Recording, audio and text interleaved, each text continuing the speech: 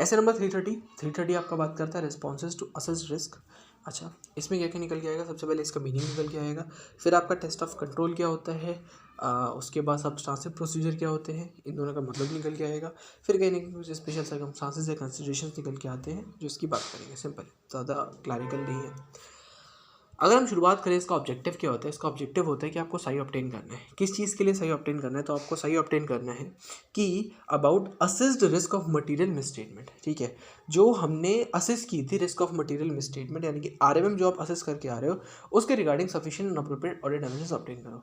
कैसे ऑब्टेन करेंगे, for example आपने कहा था कि assess risk of material misstatement is high, तो आपको सही ऑब्टेन करना है उसके रिगार्ड में कि assess risk of material misstatement is high कैसे, डिज़ाइन और इम्प्लीमेंट करके अप्रोप्रिएट रिस्पॉन्सेज को डिज़ाइन करो और उनको इम्प्लीमेंट कर दो। अच्छा, मतलब क्या हुआ, टेस्ट ऑफ डिटेल के बारे में पढ़ा है, टेस्ट ऑफ कंट्रोल के बारे में पढ़ा है, सब्सटेंसिव एनालिटिकल प्रोसीजर के बारे में पढ़ा है।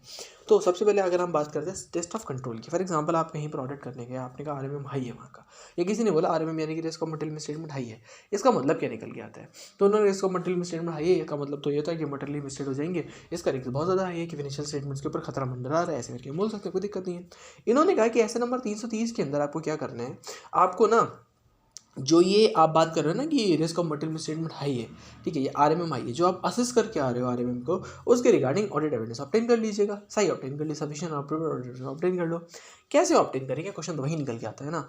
तो उन्होंने कहा सबसे पहले आप क्या चेक करते हो कंपनी के अंदर एंटिटी के जिसको ऑडिट करने जाते हो, उसका आप कंट्रोल चेक करते हो ना, कि उन्होंने क्वालिटी कंट्रोल SQC 1 ऐसे 220 के अंदर भी आपने पढ़ रखा है कि क्वालिटी कंट्रोल उसका चेक करके आते हैं, क्या कंट्रोल के प्रोसीजर लगा रखे हैं कि नहीं लगा रखे हैं, लगा रखे हैं तो वैलिड है कि नहीं, इफेक्टिव है कि नहीं, इसी से काम करे कि नहीं करे, नहीं करे तो क्यों नहीं करे, ऐसे सारी चीज़ चेक करते हो। अगर मान लो उन्होंने कुछ भी नहीं लगा रखा है ऐसा कुछ, तो आपको क्या समझ में आएगा कि भाई मिसस्टेटमेंट एग्जिस्ट करती है, ये चीज़ समझ में आ गई ना वहाँ से, कि हाँ मिसस्टेटमेंट तो एग्जिस्ट कर सकती है क्योंकि कोई भी ऐसा करके कंट्रोल प्रोसीजर नहीं लगा रखा है। ठीक, तो इन्होंने कहा सबसे पहले आप क्या करोगे, जो asset risk of material misstatement आपकी है उसको असेस करने के लिए, असेस किया कि नहीं किया, सही ऑब्टेन करना है, सही ऑब्टेन करने के लिए क्या करना है, सबसे पहले टेस्ट ऑफ कंट्रोल कर लिया, टेस्ट ऑफ कंट्रोल से थोड़ा बहुत अंदाजा मिल जाएगा। इस अंदाजे के बाद हम क्या करें, उसके बाद टेस्ट ऑफ कंट्रोल हम क्या हर ऑडिट पे करके चले हैं, मान लो हमने पिछली बार भी ऑडिट किया था, क्या इस बार भी हम ऑडिट करें, कंट्रोल में तो आप कंट्रोल पूरा चेक करोगे ना। अच्छा, टेस्ट ऑफ कंट्रोल हमने कर लिया, अब रीटेस्ट ऑफ कंट्रोल अगर हमें करना है, मान लो हमने पिछली बार ऑडिट किया, क्या हमें रीटेस्ट करने की आवश्यकता है कि नहीं है तो क्यों है, उसके कुछ फैक्टर्स होंगे जो आपको पढ़ने पड़ेंगे, पढ़ लेंगे। फिर हमें ऊपर ऊपर से इससे अंदाज़ा मिल जाता है कि आपका मिस स्टेटमेंट हो सकती है कि नहीं हो सकती है।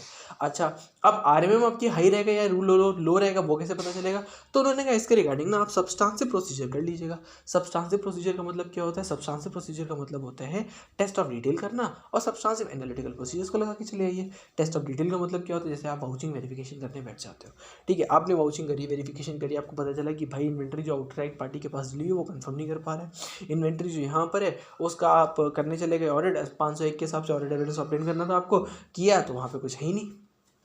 तो या फिर आपने देखा कि अकाउंटिंग पॉलिसीज़ वगैरह जो लगी हुई हैं, तो आप देख रहे हो कि सब्सटेंसिव एनालिटिकल प्रोसीजर लगाने की कोशिश कर रहे हो, आप कह रहे हो कि चलो ठीक है रिलेशनशिप इस्टेब्लिश करते हैं, पिछली बार सेल्स थी 100 रुपये की और प्रॉफिट था 20 रुपये का, इस बार सेल्स है 100 रुपये की, प्रॉफिट आ रहा है 1 रुपये का, ऐसे कैसे हो रहा है, इतनी सारी ऊपर नीचे चीज़ें कैसे हो रही हैं। तो इन्होंने कहा देखो, अगर आपको पता चला कि मिसस्टेटमेंट है या कुछ भी है, टेस्ट ऑफ कंट्रोल करके आपको कुछ भी पता चला, फिर आप सब्सटेंसिव प्रोसीजर यानी कि टेस्ट ऑफ डिटेल लगा लीजिए, सब्सटेंसिव एनालिटिकल प्रोसीजर लगा दीजिए, उससे कहीं ना कहीं आपको पता चल जाएगा कि आरएमएम कैसा होने वाला है। तो इसका ये फ्रेमवर्क है, यानी कि यहाँ पर समझना बहुत ज़्यादा ज़रूरी है कि ऐसे 330 आपकी जो बात करता है वो रिस्पॉन्सेज टू असेस रिस्क की बात करता है, यानी कि आपने जो risk assessed risk of material misstatement किया है उसके रिगार्डिंग ये आपको सही ऑब्टेन करना है। कैसे ऑब्टेन करेंगे आप, डिज़ाइन करके और इम्प्लीमेंट करके अप्रोप्रिएट रिस्पॉन्सेज को।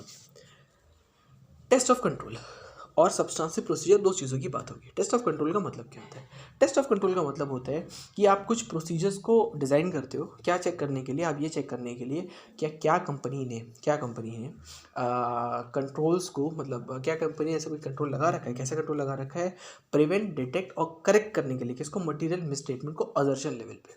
क्या असर्शन लेवल पे मटीरियल मिसस्टेटमेंट को प्रिवेंट करने के लिए, डिटेक्ट करने के लिए और करेक्ट करने के लिए क्या कंपनी ने कोई भी कंट्रोल का प्रोसीजर लगाया हुआ है या कंट्रोल का कोई भी मैकेनिज्म इस्टेब्लिश किया गया है। तो टेस्ट ऑफ कंट्रोल के अंदर आप क्या करते हो, टेस्ट ऑफ कंट्रोल के अंदर आप सिंपल है, test of control simply means कि आप ऑपरेटिंग इफेक्टिवनेस चेक करते हो, कंट्रोल की या मैकेनिज्म की ऑपरेटिंग इफेक्टिवनेस चेक करते हो कि क्या प्रिवेंट, डिटेक्ट और प्रीमियम डेटा को करेक्ट हो सकता है multiple statement as assessment level. अच्छा कैसे, अब इसके रिगार्डिंग ऑडिट एविडेंस ऑब्टेन करो, ये तो आपको ऑब्टेन करना था। किस चीज़ के रिगार्डिंग ऑडिट एविडेंस ऑब्टेन करना है? 3 चीज़ों के रिगार्ड में कि एप्लीकेशन ऑफ कंट्रोल्स है क्या, ठीक है। एप्लीकेशन ऑफ कंट्रोल्स यानी कि एप्लीकेशन ऑफ कंट्रोल्स है क्या, कंसिस्टेंसी ऑफ एप्लीकेशन। मान लो हमने कहा कि एप्लीकेशन ऑफ कंट्रोल्स है, एक कंट्रोल का एनवायरनमेंट जो है वो सही से लगा हुआ, कंसिस्टेंसी क्या है, पूरे टाइम काम करता है कि नहीं करता है। मान लो कोई बंदा जो चेक करता है या फिर कोई चीज़ है या मैकेनिज्म लगा हुआ है टैली के अंदर ही, ठीक है, सॉफ्टवेयर के अंदर ही, तो वो पूरे टाइम काम करता है कि नहीं करता। सबसे पहले आपने उसका एप्लीकेशन चेक किया, उसकी कंसिस्टेंसी चेक करी, और आप चेक करोगे by whom and by what means these controls are applied. Check कर लिया हमने, इसके रिगार्डिंग में ऑडिट एविडेंस ऑब्टेन कर लिया, ठीक है। 3 चीज़ों के रिगार्ड में आपने ऑडिट एविडेंस ऑब्टेन किया। अच्छा आपको कंट्रोल एनवायरनमेंट का अंदाजा मिल गया। फिर जो आपने एविडेंस ऑब्टेन किया उसको इवैल्यूएट करो। अगर आपको लिख रहा है या मिल रहा है कि मटेरियल वीकनेसेस एग्जिस्ट करती हैं तो मैनेजमेंट को 2 चार्ज वीक को रिपोर्ट कर दीजिएगा, ठीक है, सिंपल एज दैट। फिर निकल के आता है कुछ स्पेशल कंसिडरेशन। स्पेशल कंसिडरेशन का मतलब मान लीजिए 2 चीज़ें निकल के आती हैं यहाँ पर। पहला निकल के आता है कि आपने इंटरिम पीरियड में अगर ऑडिट किया था तो हम क्या करेंगे, उन्होंने कहा इंटरिम पीरियड में अगर ऑडिट किया है तो वहाँ पर आप क्या टेस्ट ऑफ कंट्रोल आपने किया होगा, टेस्ट ऑफ कंट्रोल कर लिया होगा। उसके बाद टेस्ट ऑफ कंट्रोल वहाँ पे कर लिया आपने, एविडेंस वगैरह ऑब्टेन कर लिए, जो बचा हुआ पीरियड है उसमें आप टेस्ट ऑफ कंट्रोल करिएगा और एविडेंस एडिशनल एविडेंस ऑब्टेन करके चले आइएगा। अच्छा अब मान लीजिए दूसरा निकल के आता है कि हमने ना पिछली बार ही ऑडिट किया था, ठीक है, पिछली साल यानी कि पिछले साल हम ऑडिट करके आए थे, हम ही ऑडिटर हैं, हमें पता है कंट्रोल मैकेनिज्म एस्टैब्लिश टैली के अंदर, हम टैली को बार बार क्यों चेक करें। तो उन्होंने कहा कि आपको रीटेस्ट करने की आवश्यकता नहीं पड़ेगी। अगर पड़ेगी तो कुछ सर्कमस्टांसेस यहाँ आपको पड़ सकती है, वो 6 सर्कमस्टांसेस पढ़ लीजिएगा। बाकी अगर आपको लग रहा है कि कोई चेंज नहीं हुआ है, सॉफ्टवेयर टैली का टैली चल रहा है, बाकी कोई चेंज नहीं है, तो आपको दोबारा रीटेस्ट करने की ज़रूरत नहीं है। लेकिन अगर कोई चेंजेस है तो आपको रीटेस्ट करना पड़ेगा। अच्छा अगर चेंजेस नहीं है तो हमें रीटेस्ट करने की ज़रूरत ही नहीं है। उन्होंने कहा देखो हर 3 ऑडिट में एक बार रीटेस्ट कर लेना बस। तो test of control 1 in 3 audit, यानी कि 3 साल ऑडिट करके आ रहे हो तो 3 साल में एक बार टेस्ट ऑफ कंट्रोल कर लिया, फिर 14 साल फिर से टेस्ट ऑफ कंट्रोल कर लीजिए, ऐसे करके कर लीजिए अगर कोई भी चेंज उस मैकेनिज्म में नहीं आ रहा है तो, ठीक है। बाकी आपने एक चीज़ और बोली थी बीच में कि टेस्ट ऑफ कंट्रोल अगर मान लो, ये तो हो गया चेंजेस वाली बात, फिर एक चीज़ बीच में बोल गए थे ना आप लोगों से कि भाई अगर टेस्ट ऑफ कंट्रोल की वो 6 चीज़ें निकल के आती तो हाँ, इन्होंने बोला कि देखो अगर आपने पहले ऑडिट किया है या नहीं किया उस बात से फ़र्क नहीं पड़ता है, रीटेस्ट आपको करना पड़ सकता है। ये रीटेस्ट करना पड़ेगा कब, ये 6 चीज़ें होती हैं। मान लो हम आपसे कहते हैं कि आप कंट्रोल एनवायरनमेंट को इवैल्यूएट करके आओ, आप इवैल्यूएट करके आए, आपने कहा यार कंट्रोल एनवायरनमेंट में यानी कि पूरे कंट्रोल एनवायरनमेंट में ना डेफिशिएंसीज बहुत ज़्यादा है। मतलब अरे यार कभी अकाउंटेंट नहीं बैठा होता, कैशियर ही सारी एंट्रीज पास कर देते। अच्छा मतलब कैशियर ही चेक काटता है, वही उसको साइन करता है, वही अप्रूव करता है, वही पास करके बैठ जाता है। अच्छा हाँ, तो उन्होंने कहा कि डेफिशिएंसीज कंट्रोल एनवायरनमेंट के अंदर एग्जिस्ट करती हैं।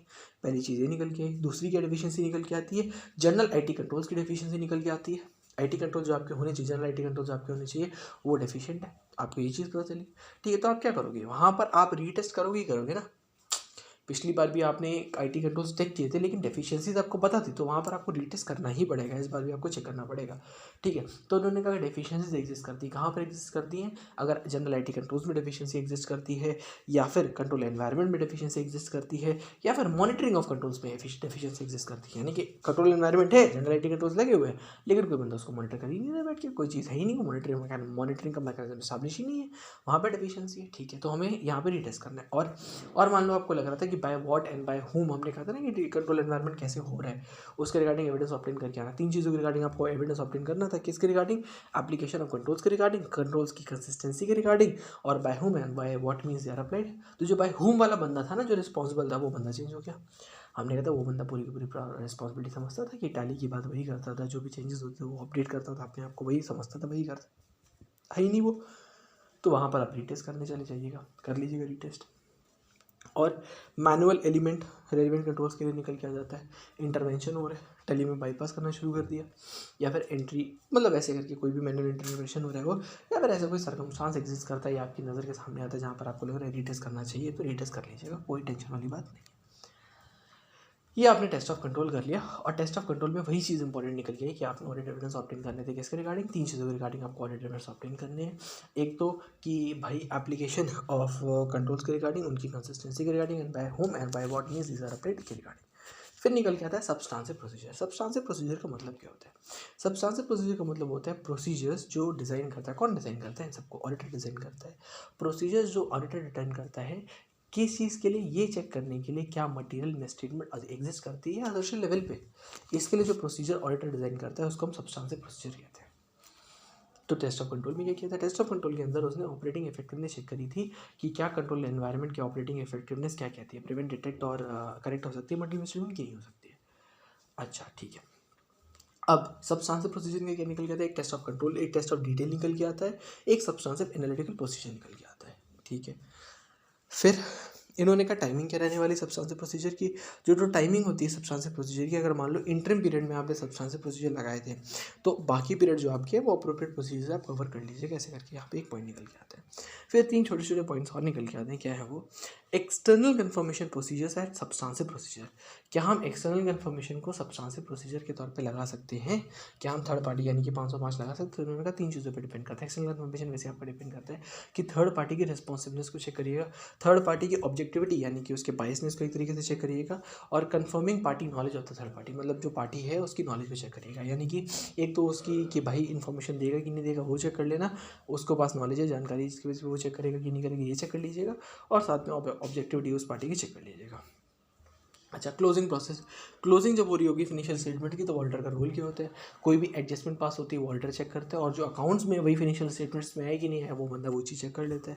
ठीक है, और कोई सिग्निफिकेंट रिस्क निकल के आती तो procedures that are specifically responsive to that risk needs to be applied, simple as that. कोई पर्टिकुलर रिस्क निकल के आती तो जो प्रोसीजर्स के लिए रिस्पॉन्सिव है उन्हीं प्रोसीजर्स को आप लगा दीजिएगा। ये आपका ऐसे नंबर 330 के अंदर निकल के आ जाता है। खत्म।